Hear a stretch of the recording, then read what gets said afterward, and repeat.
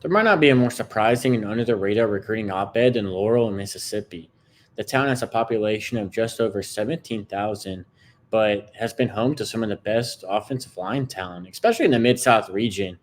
You just look back in 2019 recruiting cycle, Charles Cross, the five-star lineman, one of the top players in his class that year, coming out of Laurel, Mississippi, signed with Mississippi State, went on to be a top 10 NFL draft pick, and is off to a good career with the Seattle Seahawks. But it hasn't stopped there. The talent in the offensive line has only continued in Laurel.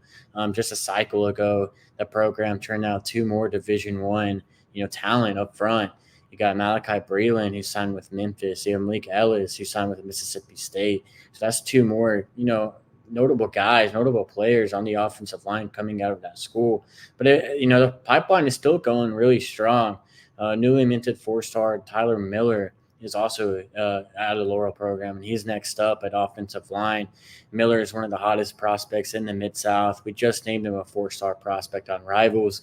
Alabama has offered. Georgia's offered. LSU's offered. All the SEC powers have jumped into the mix for Tyler Miller, and he's the latest in that pipeline out of Laurel, Mississippi.